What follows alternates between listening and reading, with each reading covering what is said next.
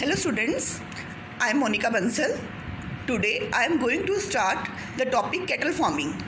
Student, this topic is very easy. It does not mean that you know each and everything about this topic. बहुत कुछ नया सीखोगे इस topic के बारे में, तो बहुत ध्यान से वीडियो को सुनना. So let's discuss the content of cattle farming. First of all, we will discuss animal husbandry, then we will discuss cattle farming. Under the heading of cattle farming, we will discuss definition of cattle farming, objective of cattle farming, management practices, type of cattle breeds, disease of cattle, type of cattle breeding, artificial insemination, and at last we will discuss meat. What is the definition of animal husbandry? Animal husbandry क्या होता है बच्चे, कि जिसमें अलग अलग तरह के एनिमल्स को रखा जाता है, डोमेस्टिकेट किया जाता है, उसकी केयर की जाती है, उसकी ब्रीडिंग की जाती है. सो पॉपुलेशन बहुत इंक्रीज़ हो गई थी. जब पॉपुलेशन बहुत इंक्रीज़ हुई तो उस पॉपुलेशन को फूड देने के लिए, उनको न्यूट्रिशन देने के लिए डेफिनेटली हमें अलग अलग तरह के वेज अपनाने पड़े. तो सबसे पहले जो साइंटिस्ट उन्होंने एनिमल हस्बेंड्री को चुना. एनिमल हस्बेंड्री क्या है? एग्रीकल्चर प्रैक्टिस है जिसमें अलग अलग तरह के लाइफ स्टॉक को ब्रीड किया जाता है और उनको रेज किया जाता है. किस तरह के लाइफ स्टॉक को डील किया जाता है इसमें? जैसे buffalo, cows, pig, horses, cattle, sheep, camel, ये सारे लाइफ स्टॉक को रखा जाता है. इसके अलावा एनिमल हस्बेंड्री में पोल्ट्री फार्मिंग भी आ जाती है, फिशरीज़ भी आ जाती है.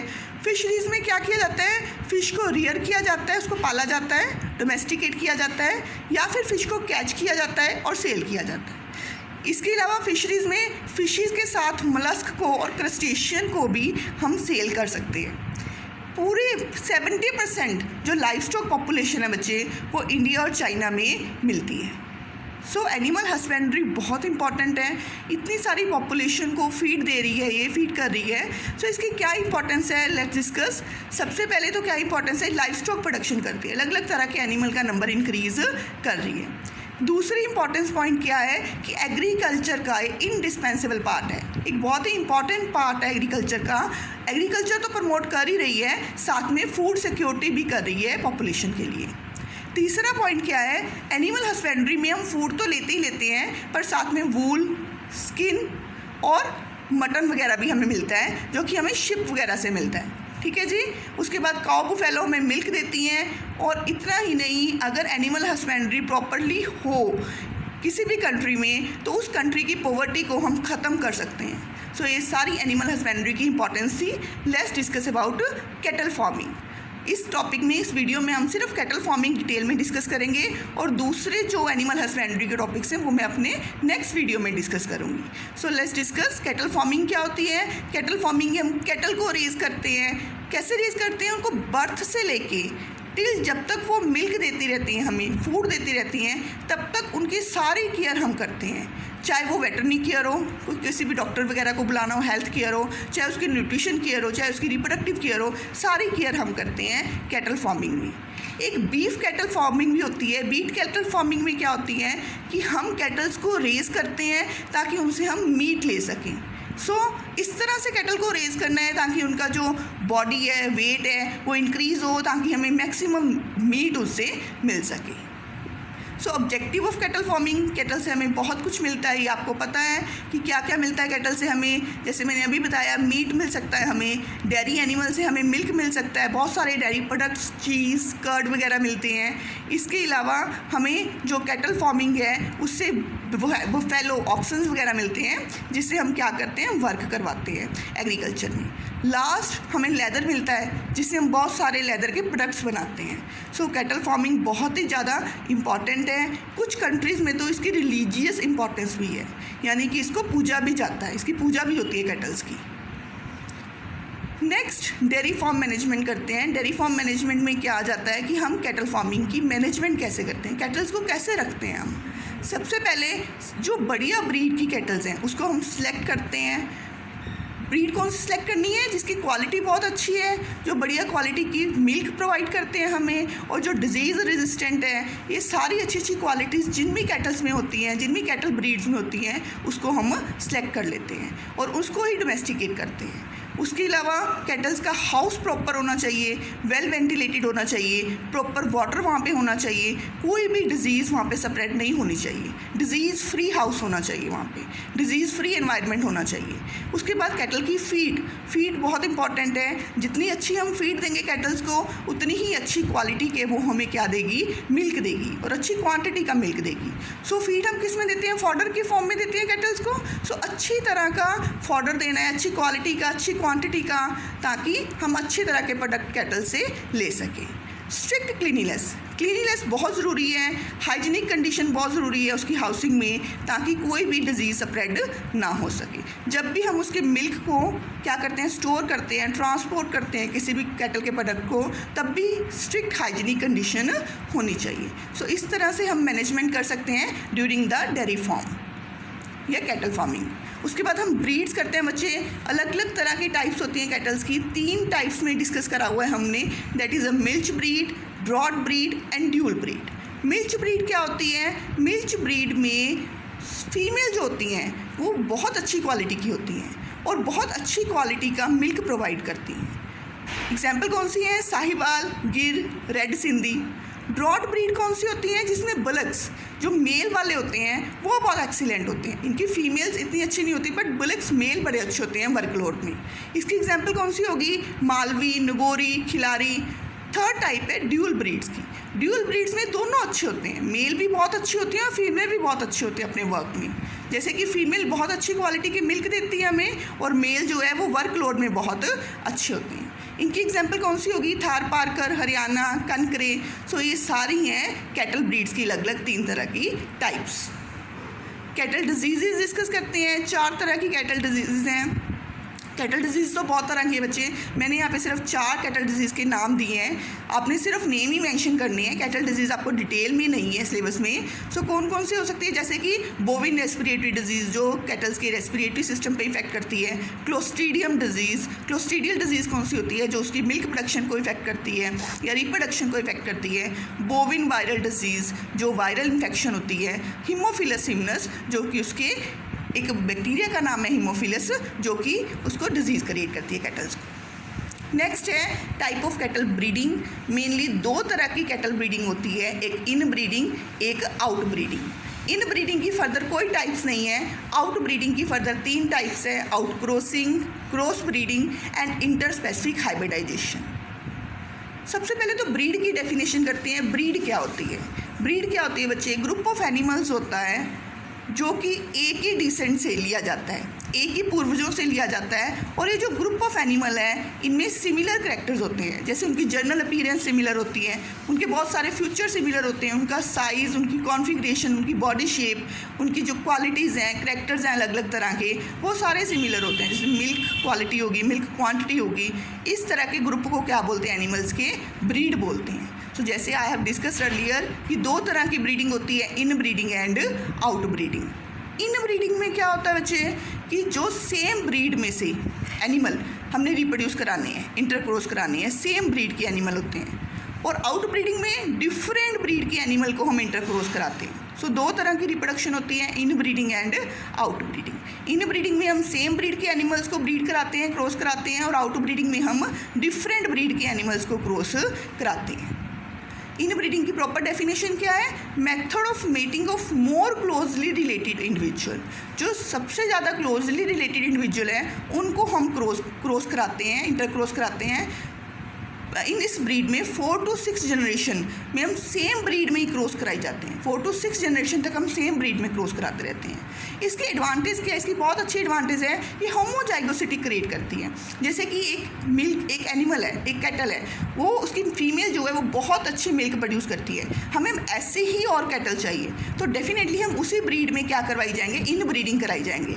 इससे उस कैटल का जीन जो है, मिल्क क्वांटिटी का और मिल्क क्वालिटी का जीन होमोजाइगस हो जाएगा, होमोजाइगोसिटी क्रिएट हो जाएगी, प्योर लाइन हो जाएगी। उसकी जितनी भी प्रोजनी, जितने भी उसके बच्चे होंगे, वो सारे के सारे अच्छी क्वालिटी का मिल्क जो है क्या करेंगे, क्रिएट करी जाएंगे, प्रोड्यूस करी जाएंगे। इन ब्रीडिंग की एक सबसे बड़ी प्रॉब्लम भी है, अगर हम एक ही ब्रीड में इंटरक्रॉस कराते रहे लगातार 4, 6, 10 जनरेशन तक, तो इन ब्रीडिंग डिप्रेशन हो जाता है। इनब्रीडिंग डिप्रेशन का क्या मतलब है कि धीरे धीरे 10, 12, 15 जनरेशन के बाद उन कैटल्स की फर्टिलिटी रिड्यूस होनी शुरू हो जाती है, प्रोडक्टिविटी, मिल्क प्रोडक्टिविटी भी रिड्यूस होनी शुरू हो जाती है। So that's create a very great problem. बहुत जो मिल्क के लिए तो हमें सब कुछ कर रहे हैं, कैटल फार्मिंग कर रहे हैं, तो मिल्क की प्रोडक्शन ही कम हो गई, उसकी फर्टिलिटी रिड्यूस होगी। सो इस प्रोसेस को क्या बोलते हैं? Inbreeding depression. इनब्रीडिंग डिप्रेशन एक बहुत बड़ी प्रॉब्लम है, नो डाउट, पर इसका सोल्यूशन भी है। कैसे सोल्यूशन है? अगर हम सेम ही ब्रीड में इंटरक्रॉस कराई जाएंगे तो इनब्रीडिंग डिप्रेशन होगा, लेकिन इनब्रीडिंग डिप्रेशन को कम करने के लिए हमें क्या करना होगा? ब्रीड से बाहर निकल के अनरिलेटेड सुपीरियर एनिमल्स को इंटरब्रीड कराना होगा। जब हम अनरिलेटेड सुपीरियर एनिमल्स को इंटरब्रीड कराते हैं तो इनब्रीडिंग डिप्रेशन जो है वो ख़त्म हो जाता है और उसकी कैटल्स की फर्टिलिटी फिर दोबारा से वैसे ही प्रोड्यूस होनी शुरू हो जाती है, क्रिएट होनी शुरू हो जाती है और मिल्क प्रोडक्शन भी उनकी सुपीरियर होनी शुरू हो जाती है। नेक्स्ट टाइप कौन सी करी थी हमने? Out breeding. 2 तरह की थी breeding, inbreeding and out breeding. Inbreeding हमने डिस्कस करी अभी। और आउट ब्रीडिंग क्या होती है कि एनिमल्स को, अलग अलग तरह के कैटल्स को डिफरेंट ब्रीड में या सेम ब्रीड में क्या करवाना? हमने इंटरक्रॉस कराना। सेम ब्रीड में क्रॉस कराएंगे पर उसके एंसेस्टर सेम नहीं होंगे। आउट ब्रीडिंग में क्या होता है कि अगर हम सेम ब्रीड में अलग अलग तरह के एनिमल्स को क्रॉस करा रहे हैं बट उनके एंसेस्टर सेम नहीं होने चाहिए 4 to 6 जनरेशन तक, उसको क्या बोलते हैं? Out breeding. आउट ब्रीडिंग की क्या एडवांटेज है? हाइब्रिड प्रोड्यूस होते हैं, अलग अलग तरह के वेरिएशन प्रोड्यूस होती हैं, डिज़ायर्ड करेक्टर्स जो भी हमें चाहिए करेक्टर्स, वो सारे करेक्टर्स हम कैटल्स की प्रोजनी में प्रोड्यूस कर सकते हैं। जैसे बेटर लैक्टेशन पीरियड अच्छा होना चाहिए, जितना बड़ा लैक्टेशन पीरियड होगा उतनी उनकी मिल्क प्रोडक्शन इंक्रीज़ होगी। हाई मिल्क प्रोडक्शन, क्वान्टिटी अच्छी होनी चाहिए मिल्क की, क्वालिटी अच्छी होनी चाहिए मिल्क की। तो ये सारी अलग अलग करेक्टर्स हम प्रोड्यूस कर सकते हैं by the process of out breeding. Out breeding की फर्दर टाइप्स होती हैं, 3 टाइप्स हैं, I have discussed earlier: out crossing, cross breeding and inter specific hybridization. Out crossing में क्या होता है बच्चे कि इसमें हम सेम ब्रीड लेते हैं बट इसका कोई कॉमन एंसेस्टर नहीं होता। 4 to 6 जनरेशन तक कोई कॉमन एंसेस्टर नहीं होता बट एनिमल सेम ब्रीड के ही होते हैं। सो इस प्रोसेस को क्या बोलते हैं? Out crossing.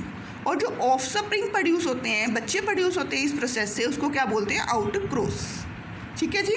क्या होता है? ब्रीड सेम होती है बट एंसेस्टर सेम नहीं होता 4 to 6 जनरेशन तक। नेक्स्ट टाइप कौन सी है? Cross breeding.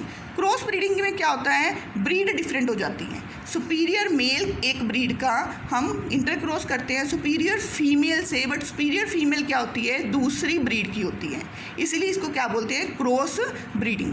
क्रॉस ब्रीडिंग में वैसे ही जो प्रोजनी होती है, वेरिएशन आते हैं, अलग अलग करेक्टर कंबाइन होते हैं और हम अपनी इच्छा से, अपनी मर्जी से कोई भी करेक्टर्स प्रोजनी में क्रिएट कर सकते हैं। नेक्स्ट क्या है? Inter specific hybridization. इसमें स्पीशीज़ भी डिफरेंट होती हैं। जैसे आउट क्रॉसिंग में क्या था? एंसेस्टर डिफरेंट थे, क्रॉस ब्रीडिंग में ब्रीड डिफरेंट थी और इंटर स्पेसिफिक हाइब्रिडाइजेशन में स्पीशीज़ ही डिफरेंट हो सकती हैं। सो अलग अलग तरह के स्पीशीज़ की हम मेल और फीमेल कैटल्स को इंटरक्रॉस कराते हैं और अपनी डिज़ायरेबल फीचर्स, डिज़ायरेबल करेक्टर्स को प्रोजनी में क्रिएट करते हैं। सो इस तरह 3 टाइप हैं आउट ब्रीडिंग की। नेक्स्ट हम डिस्कस करेंगे आर्टिफिशियल इंसेमिनेशन।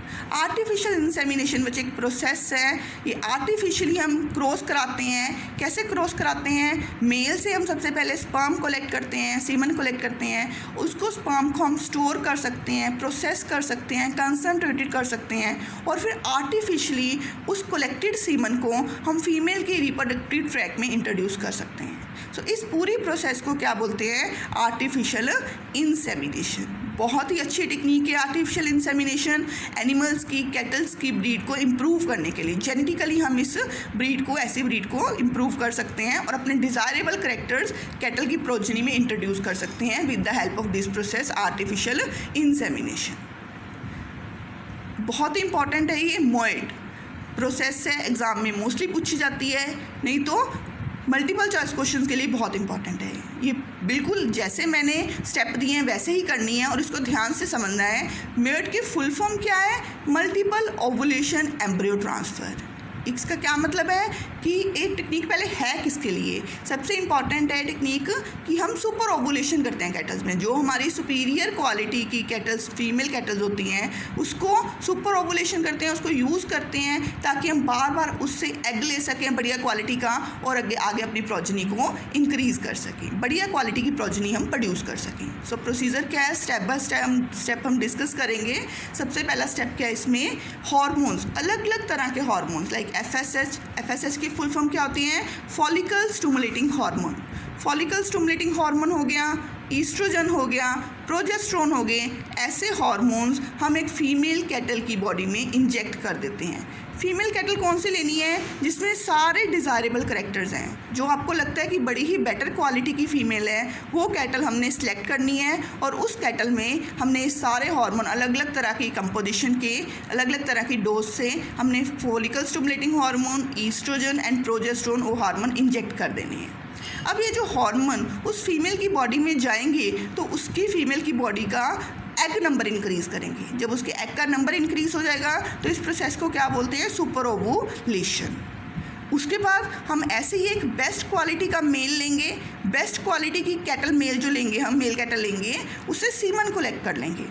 जो मेल कैटल से हमने सीमन कलेक्ट कर लिया उसको प्रिजर्व कर लेंगे। अगर उस सीमन में किसी प्रोसेस की ज़रूरत है, जैसे कि कोई भी प्रोसेसिंग चाहिए, उसको कंसंट्रेशन चाहिए या कोई भी प्रिजर्वेशन की ज़रूरत है, तो हम उसको ऐड कर देंगे उसमें और सीमन को परफेक्ट बना लेंगे। उसके जीन तो परफेक्ट है ही है क्योंकि हमने बढ़िया मेल कैटल से वो सीमन लिया है। उसकी क्वांटिटी और क्वालिटी तो परफेक्ट है ही है, क्वांटिटी भी हम उसकी क्या कर सकते हैं, परफेक्ट कर सकते हैं सीमन की। सो सीमन को हम किसी भी उसी फीमेल कैटल में, जिस मेल कैटल से हमने सीमन लिया है, उसको क्या करके कलेक्ट करके उसी फीमेल कैटल में, जिस फीमेल कैटल में हमने हार्मोन इंजेक्ट किए हैं, उस फीमेल कैटल के वेजाइना में हम वो सीमन डाल देंगे। उसके बाद फीमेल कैटल के वेजाइना में सीमन डालने के बाद फर्टिलाइजेशन होगी। एज यू नो, उसके रिप्रोडक्टिव ट्रैक में सीमन जाएंगे, फैलोपियन ट्यूब में जाएंगे, तो वहाँ पे फर्टिलाइजेशन होगी। सो फर्टिलाइज्ड एग जो है उसको हम उसी फीमेल बॉडी में डेवलप होने देंगे। कब तक डेवलप होने देंगे, जब तक वो फर्टिलाइज्ड एग, जब तक वो जाइगोट 8 to 32 सेल स्टेज नहीं बन जाता। यानी कि जाइगोट को वहीं पे हम बनने देंगे, उसके बाद जाइगोट को डिवाइड भी वहीं पे होने देंगे। एक सेल जाइगोट जो है वो डिवाइड करेगा, एक सेल 2 सेल में कन्वर्ट होंगे, 2 4 सेल में कन्वर्ट होंगे, 4 8 सेल में, 8 16 और 16 32 सेल में कन्वर्ट होंगे। सो ऐसे 5-6 डिवीजन्स, 5-6 क्लीवेजेस बोलते हैं इसको, हम क्या कर होने देंगे वहाँ पे। और अच्छी तरह से जब तक 32 सेल स्टेज एम्ब्रियो नहीं बन जाता, उसी फीमेल बॉडी में हम रहने देंगे। उसके बाद 32 सेल एम्ब्रियो बनने के बाद हम उसको, उस एम्ब्रियो को उस फीमेल बॉडी से निकाल लेंगे। नॉन सर्जिकली निकालना है हमने। नॉन सर्जिकली मतलब विदाउट कट नहीं लगाना हमने फीमेल की बॉडी को, विदाउट कट हमने उस फीमेल की बॉडी से वो एम्ब्रियो निकाल लेना है 32 सेल स्टेज। उसके बाद ये जो 32 सेल स्टेज है, इसको किसी सरोगेट कैटल के रिप्रोडक्टिव ट्रैक में डाल देना है। जो बेस्ट क्वालिटी की फीमेल ली थी उसमें से हमने 32 सेल एम्ब्रियो निकाल लिया और किसी दूसरी कैटल के रिप्रोडक्टिव ट्रैक में हमने 32 सेल स्टेज एम्ब्रियो डाल दिया। उस रिप्रोडक्टिव ट्रैक में डालने का मतलब ये है कि अब 32 सेल के बाद जब तक फर्दर क्लीवेजेस होंगी, फर्दर डेवलपमेंट होगी एम्ब्रियो की, उसकी पूरी डेवलपमेंट उसी सेकेंड फीमेल कैटल की रिप्रोडक्टिव ट्रैक में होगी। सो इस सेकेंड कैटल फीमेल को क्या बोलते हैं, सरोगेट मदर। सरोगेट मदर की तरह वो एक्ट करेगी, जिसमें फर्दर सारी डेवलपमेंट जो होगी जेस्टेशन पीरियड की, सो उस एम्ब्रियो को उस सरोगेट मदर में हम डेवलप होने देंगे फुली। पूरे जेस्टेशन पीरियड तक वो डेवलप होगा, नेचुरली डेवलप होगा।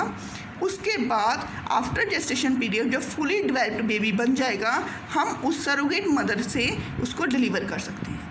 सो इस तरह हमें मॉय टेक्निक को क्या कर सकते हैं, यूज़ करते हैं और बहुत ही इंपॉर्टेंट है मॉय टेक्निक। इसके एडवांटेजेस करते हैं कि कैसे इंपॉर्टेंट है। सबसे पहले तो जेनेटिक पोटेंशियल जो कैटल्स की है, जेनेटिक पोटेंशियल को इंक्रीज़ करती है, यानी कि जीन्स को बढ़िया बनाती है।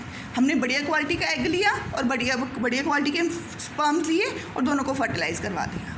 ठीक है जी। सेकंड क्या है, increase number of calves of genetically superior calves. इतना ही नहीं, नंबर ऑफ काव्स भी इंक्रीज़ कराती है। बढ़िया क्वालिटी के नंबर ऑफ जो प्रोजनी है वो इंक्रीज़ होगी, क्योंकि 32 सेल स्टेज कितनी देर तक बनते हैं? महीने में बन जाएंगे, 15 दिन में बन जाएंगे। 15 दिन के बाद जो बेस्ट क्वालिटी की फीमेल है वो दोबारा से बेबी प्रोड्यूस करने के लिए तैयार हो जाएगी। सो कम टाइम में हम ज़्यादा नंबर ऑफ काव, अच्छी क्वालिटी के ज़्यादा नंबर ऑफ काव्स प्रोड्यूस कर सकते हैं। सो ईटी मिल्क प्रोडक्शन भी इंक्रीज़ करती है। डेफिनेटली बढ़िया क्वालिटी की कैटल्स होंगे तो उनकी मिल्क एफिशिएंसी, मिल्क प्रोडक्शन की एफिशिएंसी भी इंक्रीज़ होगी। It also increase the weaning weight in beef and dairy herd, कि अगर हम बीफ डेयरी फार्मिंग कर रहे हैं, किसी भी कैटल फार्मिंग को मीट वगैरह के लिए रेस कर रहे हैं, डोमेस्टिकेट कर रहे हैं, तो उसके वेट में भी, कैटल के वेट को भी इंक्रीज़ करती है ये मोएट टेक्निक। इतना ही नहीं, सुपीरियर जेनेटिक्स होगा। फ्रोज़न एम्ब्रियो, कहता है हम कभी कभी मोएट में फ्रोज़न एम्ब्रियो भी रख सकते हैं। फ्रोज़न एम्ब्रियो भी सीधा सरोगेट मदर में है। जैसे कि हमें बहुत बढ़िया क्वालिटी का एम्ब्रियो बना लिया, 32 सेल स्टेज एम्ब्रियो बना लिया बढ़िया क्वालिटी के सीमन से और बढ़िया क्वालिटी के एग से, तो उसको हम निकाल के क्या कर लेंगे? फ्रोज़न कर लेंगे।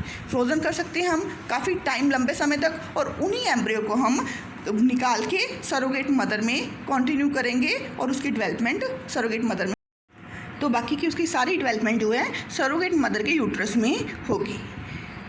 लास्ट पॉइंट क्या है इसका? एम्ब्रियो फ्रीजिंग टेक्निक से हम सुपीरियर जीन को प्रिजर्व भी कर सकते हैं। बच्चे, अगर हमें बढ़िया क्वालिटी का, बढ़िया जीन्स का एम्ब्रियो बना लिया, जैसे मोएट से हम एम्ब्रियो तैयार कर रहे हैं, बढ़िया क्वालिटी का एम्ब्रियो बना लिया, तो उस एम्ब्रियो को हम फ्रीजिंग टेक्निक से प्रिजर्व कर सकते हैं और जब चाहे हम सरोगेट मदर से उसको बेबी में कन्वर्ट कर सकते हैं। सो ये है cattle breeding. Let's revise for a while.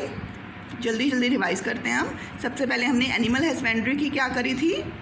Definition करी थी। एनिमल हस्बेंड्री में हम अलग अलग तरह के एनिमल्स को क्या करते हैं? डोमेस्टिकेट करते हैं, ताकि हमें उनसे अलग अलग प्रोडक्ट मिल सकें, और इसकी बहुत ज़्यादा इंपॉर्टेंस है, बहुत वैल्यू है। हमें अलग अलग तरह के प्रोडक्ट मिलते हैं, मिल्क मिलता है और बीफ मिलता है, अलग अलग तरह के फूड मिलते हैं, वूल मिलती है, वूल से हम क्या बनाते हैं? क्लोथ्स बनाते हैं, स्किन, मटन वगैरह मिलता है। नेक्स्ट हमने कैटल ब्रीडिंग की डेफिनेशन करी थी। कैटल ब्रीडिंग में, कैटल फार्मिंग में क्या है? सिर्फ और सिर्फ हम कैटल को डोमेस्टिकेट करते हैं।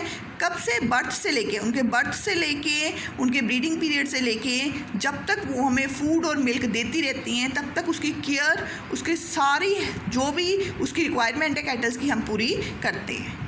उसके बाद हमने ऑब्जेक्टिव करे थे, वही ऑब्जेक्टिव इंपॉर्टेंस कि कैटल फार्मिंग से हमें बहुत कुछ मिलता है। नेक्स्ट डेयरी फार्म मैनेजमेंट करी थी कि कैसे हम उसकी मैनेजमेंट कर सकते हैं, उसके हाउस को कैसे क्लीन रखना है हमने, कैसे वो फूड उसको अच्छा देना है, फॉडर अच्छा देना है कैटल्स को, वाटर अच्छा प्रोवाइड करना है, उसको डिजीज़ फ्री रखना है कैटल्स को। अगर उसको डिजीज़ होती है तो इमीडिएटली वेटरनरी डॉक्टर को बुलाना है और उसकी हेल्थ चेकअप करानी है। उसके बाद हाइजीनिक कंडीशन कैसे ध्यान रखना है, चाहे हम उसकी मिल्किंग कर रहे हैं, चाहे मिल्क की स्टोरेज कर रहे हैं, चाहे ट्रांसपोर्ट कर रहे हैं किसी भी प्रोडक्ट का, मिल्क प्रोडक्ट का, हमें हाइजीनिक कंडीशन का हमेशा ध्यान रखना है। नेक्स्ट हमने कैटल ब्रीड्स करी थी। 3 तरह की ब्रीड्स मैंने डिस्कस करी थी, milch breed, draught and dual. Milch में फीमेल जो कैटल्स होती हैं वो बहुत अच्छी क्वालिटी का मिल्क देती हैं, और ड्रॉट में जो मेल कैटल्स होते हैं वो वर्कलोड में एक्सीलेंट होते हैं, और ड्यूल ब्रीड्स में जिसमें दोनों अच्छे होते हैं, मेल भी और फीमेल भी। नेक्स्ट कैटल डिजीज़ करी थी, 4 तरह की डिजीज़ करी थी मैंने, 4 नाम बताए थे आपको। Next type of cattle breeding करी थी। 2 तरह की कैटल ब्रीडिंग होती है, इन breeding and out breeding. In breeding में क्या होता है? सेम ब्रीड होती है। आउट ब्रीडिंग में डिफरेंट ब्रीड हो सकती है। इन ब्रीडिंग में एंसेस्टर भी सेम होता है और ब्रीड भी सेम होती है। इसकी एडवांटेज क्या है? हम प्योर लाइन होमोजाइगोसिटी क्रिएट कर लेंगे एक अच्छी क्वालिटी के एक कैरेक्टर के लिए। नेक्स्ट, इनब्रीडिंग डिप्रेशन हो जाता है। अगर हम सेम ब्रीड में और सेम एंसेस्टर में बार बार इंटरक्रॉस कराई जाएं तो इनब्रीडिंग डिप्रेशन हो जाता है, यानी कि उसकी जो प्रोजनी है उसकी फर्टिलिटी रिड्यूस हो जाती है, उसकी मिल्क प्रोडक्टिविटी रिड्यूस हो जाती है। इस प्रोसेस को क्या बोलते हैं? Inbreeding depression.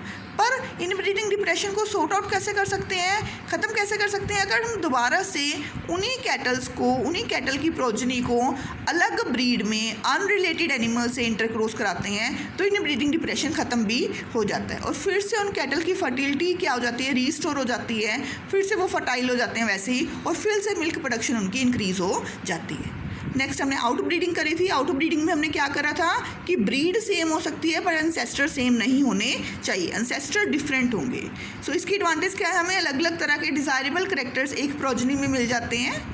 Next, out breeding 3 तरह की होती है, out crossing, cross breeding and inter specific hybridization. Out crossing में क्या करा था हमने, जिसमें एंसेस्टर क्या होंगे डिफरेंट, ब्रीड क्या होगी सेम। क्रॉस ब्रीडिंग में ब्रीड भी डिफरेंट होगी और एंसेस्टर भी डिफरेंट होंगे, और इंटरस्पेसिफिक में तो स्पीशीज़ ही डिफरेंट होंगी। नेक्स्ट आर्टिफिशियल इंसेमिनेशन करी थी हमने, जिसमें सीमन को क्या करके निकाल के मेल की बॉडी से फीमेल की बॉडी में इंट्रोड्यूस करवाते हैं, उस प्रोसेस को क्या बोलते हैं, आर्टिफिशियल इंसेमिनेशन। लास्ट हमने मोएट टेक्निक डिस्कस करी, जिसके मैंने अलग अलग स्टेप बताए थे और आपको बताया कि मोएट टेक्निक बहुत इंपॉर्टेंट है, इसको ध्यान से करना, और उसके बाद उसकी हमने एडवांटेजेस करी। सो आई होप बेटा आप लोगों ने बहुत कुछ लर्न किया होगा इस वीडियो से। सो प्रॉपरली नोट्स प्रिपेयर करना इसमें से। ओके जी, गुड लक।